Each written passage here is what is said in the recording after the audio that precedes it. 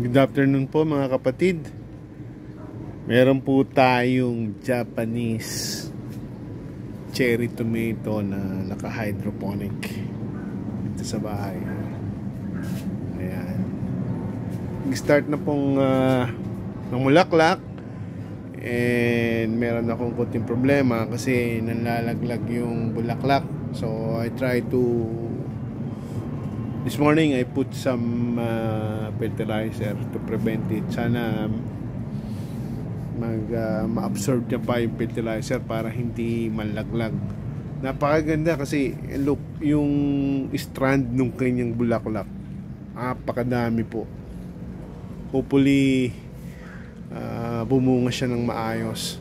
So sa mga may magsasuggest, please help me para pabungahin itong ating Japanese cherry tomato. So once na bumunga siya ng maganda, mamimigay po tayo ng mga seeds para dumami yung ating tomatoes. So matangkad na siya.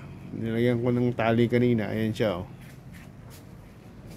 Ayan, naka-trellis. So dalawang plastic na hydroponic na tube. Ayan siya. And then meron akong nakalagay sa lupa. Ayan, bulaklak. Ayan siya. Tangkad na. May bulaklak. Maraming bulaklak. Ayan.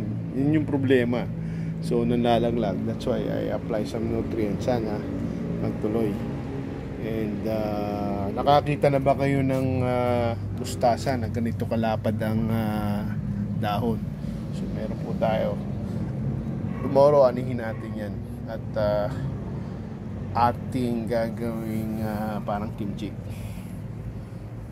So ayan. Ito yung ating small garden dito sa terrace. Meron tayong kangkong tsaka ilang okra. So hindi tayo bumibili ng mga sangkap sa pangsigang. Kahit yung siling panigang hindi rin.